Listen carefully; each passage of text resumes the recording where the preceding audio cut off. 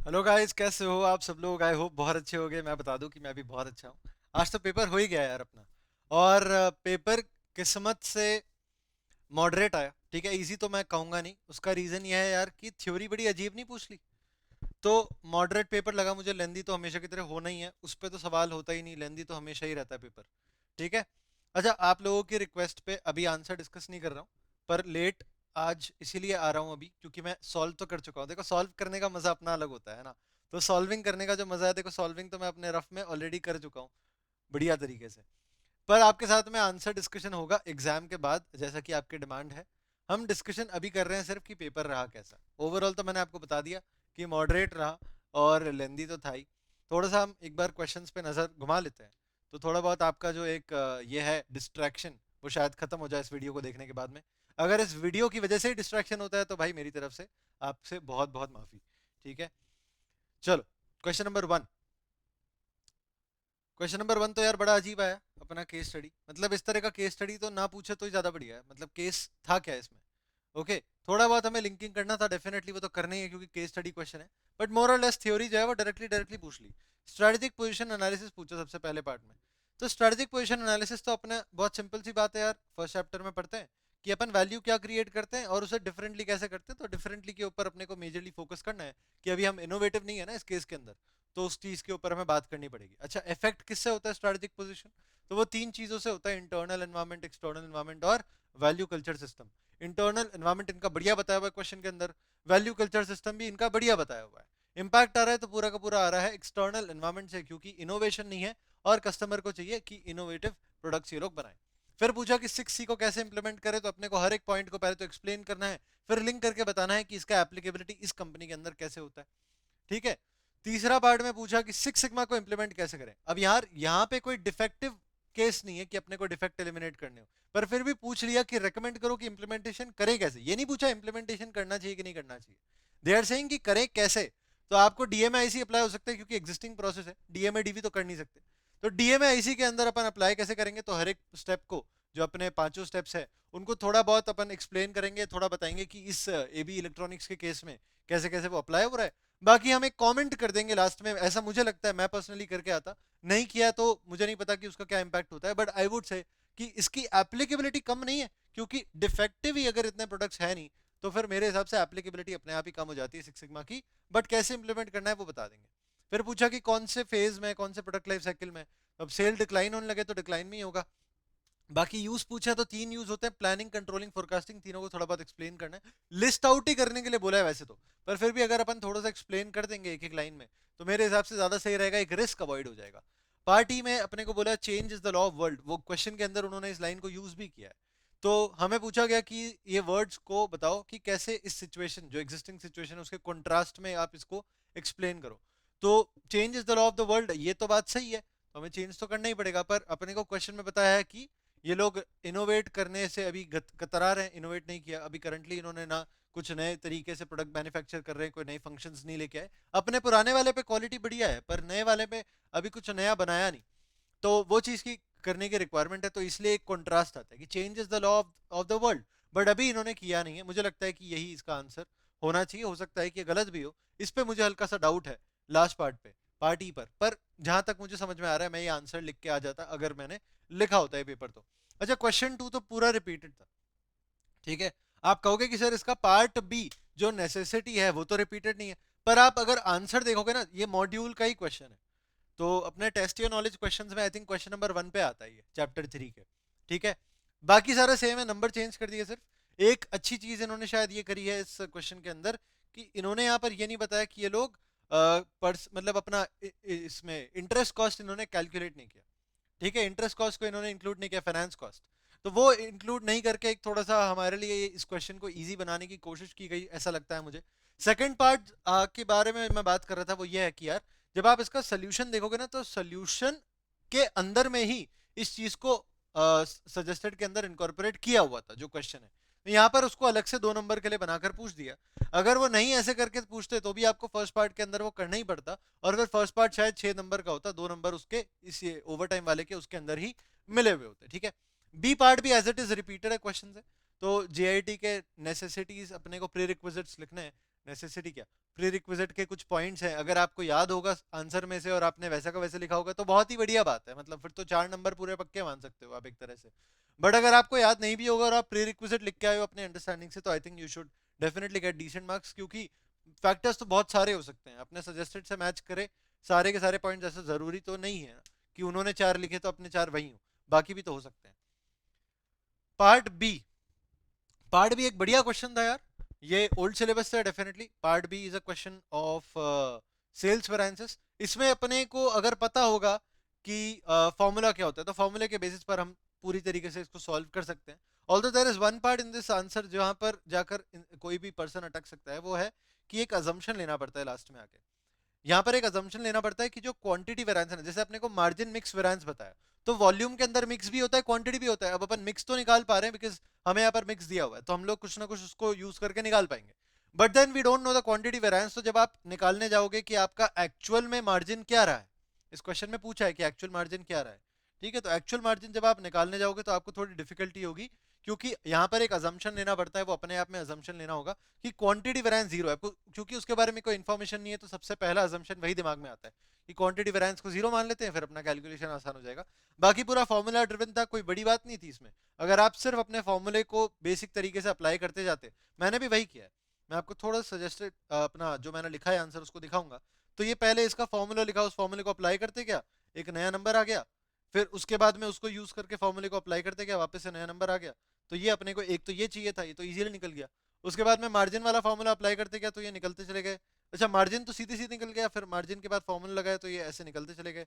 और फिर आप क्वांटिटी वेरिएंस को जीरो अज्यूम अगर कर लोगे तो बाकी भी आपका कंप्लीट हो जाएगा, ठीक है। कोई बड़ी बात थी नहीं इस क्वेश्चन के अंदर भी, जैसा मैंने आपको बताया।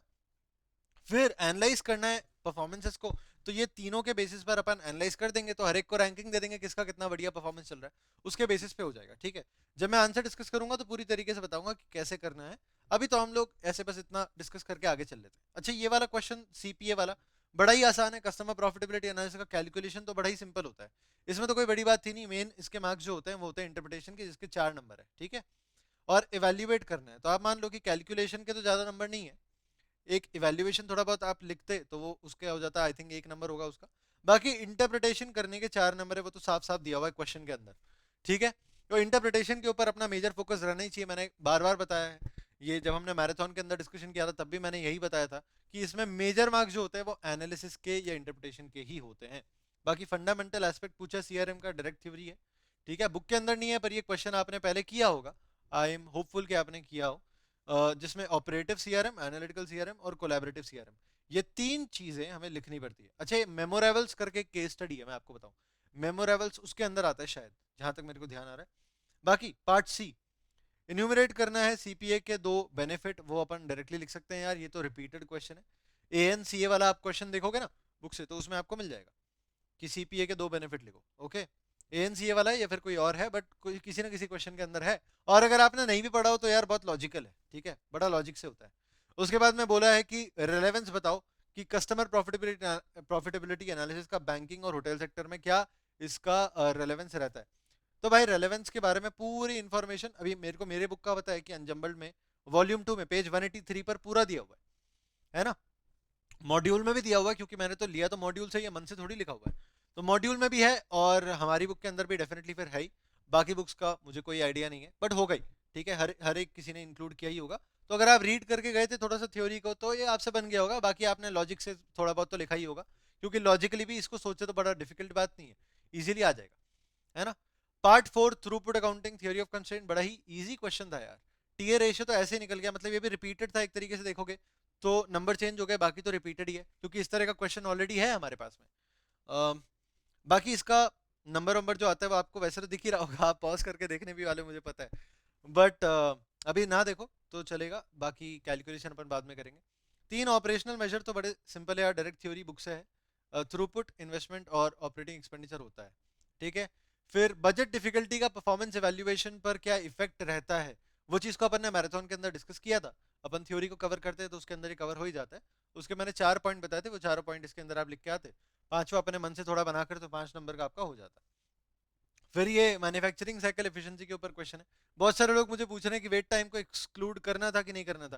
भाई मैराथन के अंदर चीख चीख के बताया था कि वेट टाइम इंक्लूड नहीं होता है, ठीक है, तो नहीं करना है। ये 3 days पर बैच आप इंक्लूड नहीं करोगे मैन्युफैक्चरिंग साइकिल एफिशिएंसी के अंदर। उसका लॉजिक भी बताया था कि क्यों, ठीक है। अभी टेंशन लेने की बात नहीं, अभी तो आगे बढ़ो, मस्त कुछ भी किया हो आगे बढ़ जाओ। तो कैलकुलेशन हो जाता हमारा सिंपली। इंटरप्रिटेशन का 1 नंबर है, तो इंटरप्रिटेशन सही तरीके से लिखना चाहिए था। डिलीवरी साइकिल टाइम में जरूर फिर वो इंक्लूड हो जाएगा, क्योंकि डिलीवरी साइकिल टाइम तो यार अपना ऑर्डर आने से लेकर डिलीवर करने तक का होता है ना, तो ऑर्डर आने के बाद ही तो वेटिंग टाइम होता है, ठीक है, ये निकल जाता। फिर ओलिगोपोली मार्केट स्ट्रक्चर क्या होता है, वेरियस प्राइसिंग स्ट्रेटजी बताएं और नॉन प्राइसिंग स्ट्रेटजी भी बताएं। ये अपन ने डिस्कशन किया था अपने मैराथन के अंदर, हम सारा थ्योरी ऑलमोस्ट कवर कर ही लेते हैं मैराथन के अंदर भी। तो ये अपना कवर हो गया था, सारे पॉइंट्स मैंने मैराथन चार्ट के अंदर दिए ही थे। अगर आप मैराथन चार्ट से पढ़ के अगर आपने एज इट इज वो वाले पॉइंट्स भी रेप्लिकेट कर दिए तो भी आपका तो काम बन गया, ठीक है। तो सिंपल 5 नंबर का क्वेश्चन था। सबसे घटिया क्वेश्चन जो मुझे लगा वो यही है, 5A ट्रांसफर प्राइसिंग के ऊपर इतना theory I had literally written here down कि पैथेटिक क्वेश्चन है यार, ये क्या क्वेश्चन पूछा, मतलब क्यों ही पूछा ये। ट्रांसफर प्राइसिंग के ऊपर ऐसे क्वेश्चन पूछने का कोई सेंस भी नहीं बनता। मतलब एक तो इतना रट के जाओ पार्ट 2 में, मैं आपकी जगह पे होता तो मैं तो इसको छोड़ के ही आता, मतलब ऑप्शनल में मेरा क्वेश्चन 5 ही होता 100%। सेकंड पार्ट में एक तो इतना बकवास क्वेश्चन पूछा, सबके advantage disadvantage of behavioural consequences बताओ। भाई इतना रट के कोई नहीं जाता, इतना याद करके कोई नहीं जाता, ठीक है। तो मेरे हिसाब से तो मैं तो इसको छोड़ देता, आप लोगों में से भी शायद किसी ने छोड़ा ही होगा। बाकी पूछा मैनेजिंग डायरेक्टर का ओपिनियन करेक्ट है क्या, तो ये तो भाई करेक्ट ही है, थोड़ा बहुत रीजनिंग करके अपन इसको तो एक्सप्लेन कर सकते हैं। बट इसमें तो अपने को पूरी तरीके से सोच सोच के याद याद करके लिखना पड़ता है, इतना तो कोई नहीं करता ट्रांसफर प्राइसिंग में, ठीक है, ऑनेस्टली बात बता रहा हूँ। बाकी ईएमए क्या होता है, तो ईएमए को पहले एक्सप्लेन कर देना है अपने, ज्यादा वर्ड्स की जरूरत भी नहीं है, क्योंकि मेन मार्क्स तो अपने शायद इस कैटेगराइजेशन के होंगे। 8 पूछे हैं और 4 मार्क का दिया है, तो व्हाट इज ईएमए का क्या वेटेज दिया वो मेरे को पता भी नहीं है। शायद इसका वेटेज 0, पर क्योंकि फिर 4 नंबर का ये है और 8 पॉइंट है, तो सीधी सीधी बात है ना, आधा नंबर का एक तो होना ही चाहिए। बाकी व्हाट इज ईएमए को आपको 1-2 लाइन में एक्सप्लेन करना था सिंपल, और ये अपना हो जाता, और ये सब बुक सही है यार, ठीक है। इसके अंदर सिर्फ एक चीज जो मेरे को लगी इंटरेस्टिंग, वो है पार्ट इसका पॉइंट 7 में बोले failure in disposing toxic material, ठीक है। तो टॉक्सिक मटेरियल को डिस्पोज करते हैं तब तो वो इंटरनल फेलियर बनता है, पर अगर उसमें फेलियर हो गया तो वो उसका इंपैक्ट कहाँ हो गया, अपने एनवायरमेंट के ऊपर, मतलब कि वो एक्सटर्नल में होना चाहिए, ऐसा मेरी अंडरस्टैंडिंग कहती है। ओके, पार्ट सी मैं बोला है कि टारगेट कॉस्टिंग टेक्निक रिक्वायर करता है इंटेंसिव मार्केट रिसर्च, तो बताओ, कमेंट करो उसके ऊपर। तो बिल्कुल करेगा यार, अपने को एंटिसिपेट करना होता है, प्राइस भी अपने को, फंक्शनैलिटी क्या डालने, क्वालिटी क्या रखना है, वो सब पहले से एंटिसिपेट करना होता है। तो मार्केट रिसर्च तो एक इंपॉर्टेंट रोल प्ले करता ही है। और फिर टारगेट कॉस्टिंग का प्रॉफिटेबिलिटी पे क्या इंपैक्ट होता है। इतना बकवास क्वेश्चन क्यों पूछा, डायरेक्ट डायरेक्ट थ्योरी पूछ लिया बुक से। इतना डायरेक्ट थ्योरी पूछेंगे तो कैसे चलेगा यार, कॉस्ट मैनेजमेंट है ये, पता नहीं क्या समझ रहे हैं पेपर को। बट पॉजिटिव इंपैक्ट होता है, सीधी सीधी बात है, क्योंकि अपना टारगेट कॉस्ट पहले से सेट हो जाता है, अपना फंक्शनैलिटी क्या क्या डालना है वो पहले से सेट हो जाता है। हम लोग जब डिटेल्ड एनालिसिस करते हैं कॉस्ट का, और सारी चीजें मार्केट रिसर्च के हिसाब से समझ के करेक्ट प्राइसिंग करते हैं, तो अपने आप प्रॉफिटेबिलिटी तो बढ़िया होना ही है।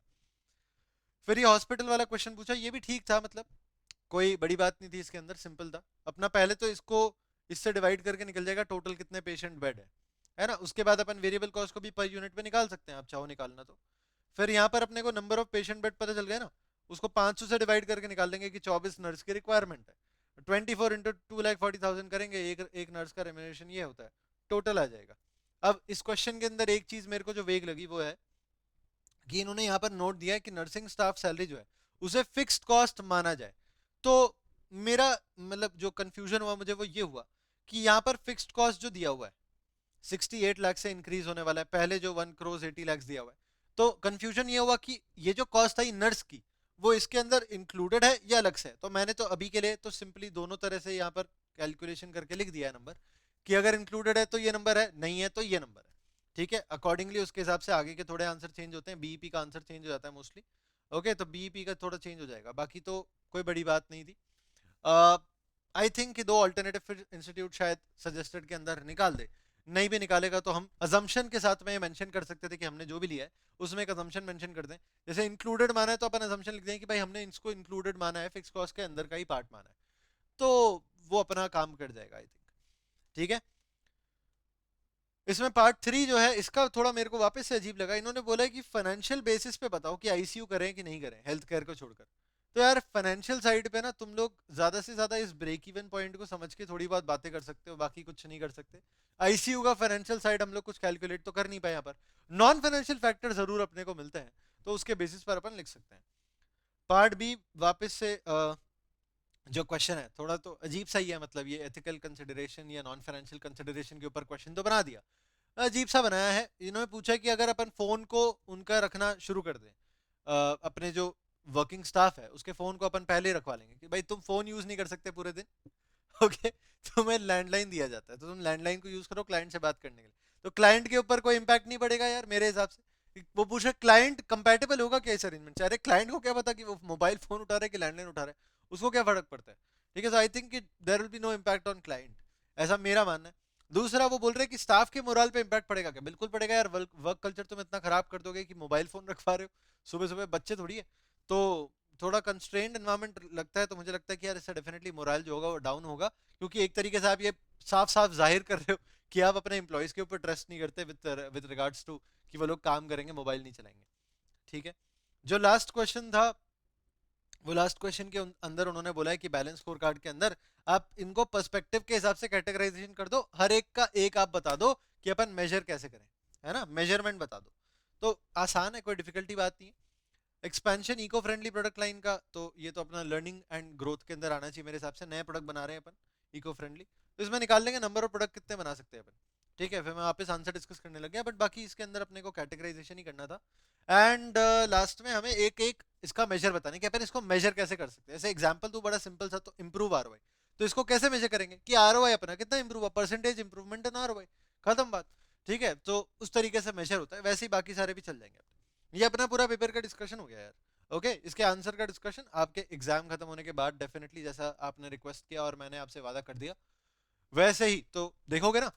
चलो मिलते हैं आपके एग्जाम के बाद में, all the best for future papers, और ध्यान दीजिएगा कि आप डिस्ट्रैक्ट ना हो, स्पेशली दोज पीपल जो कि एग्जाम करा के बैठे हुए अपना ऑप्शनल वाला पेपर, तो वो लोग बड़े ध्यान से, अच्छा टाइम वेस्ट ना करें।